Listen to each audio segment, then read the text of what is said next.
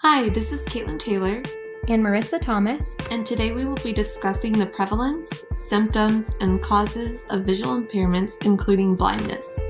We will also be focusing on the benefits of music therapy among this population.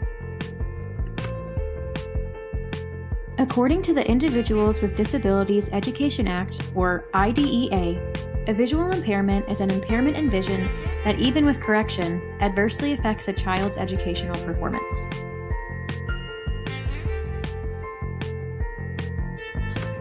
More than 1 in 5 preschool-aged children have some type of vision impairment, while nearly 3% of all children under the age of 18 have a visual impairment or are blind.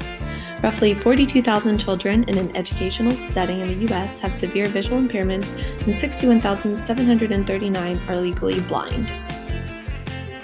A few symptoms of visual impairment include, but are not limited to, restricted or no field of vision, close proximity of items to the face, eyes move quickly from side to side, no peripheral vision, and pupils do not react to any change in light.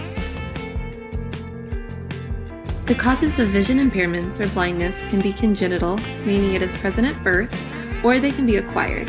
This can be due to age, injury, infection, or other causes. Vision loss can also occur due to cortical visual impairments within the brain, meaning the brain is unable to process visual input received by the visual cortex.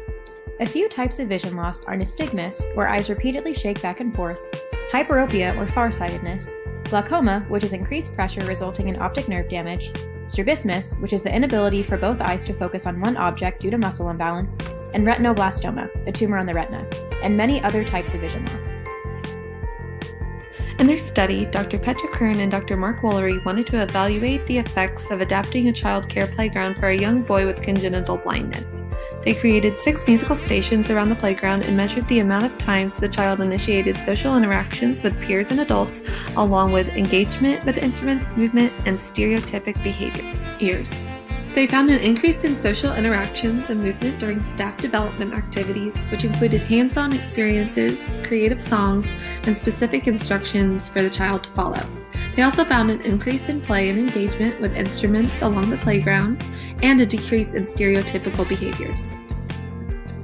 In this article, the use of music to promote purposeful movement in children with visual impairments explained how rhythmic entrainment paired along with neurological processing involved temporarily precise two-way interactions between motor planning regions and auditory regions of the brain, while also explaining how music requires fine and gross motor skills.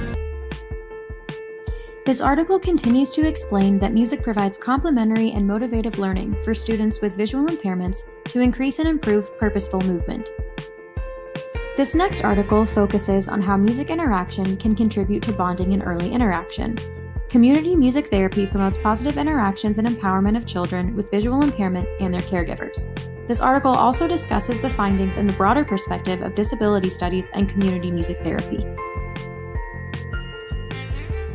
In this next article, Dr. Sherry Robb wanted to compare attention behaviors in music-based versus play-based sessions. She measured 5 participation behaviors, listed here, and found an increase in attentive behaviors in music sessions and no difference between sessions for other goal areas. However, there were individual differences. In behavioralism, music therapy can help to address listening, mobility, and orientation skills, daily living skills, social skills, and interpersonal skills. Community-based music therapy also aims to use the healing power of music making and performing to empower individuals who have become marginalized in their communities. Based on our research, we recommend these practice guidelines for working with children with visual impairments. To understand type of vision loss, utilize hand-over-hand assistance, use adaptive instruments, engaging activities to increase social interactions with peers, provide clear specific instructions, in an easily accessible environment. For example, for a student who wants to take piano lessons but has low vision, the music therapist might use larger print sheet music so that a child can read while using hand-over-hand assistance on the piano.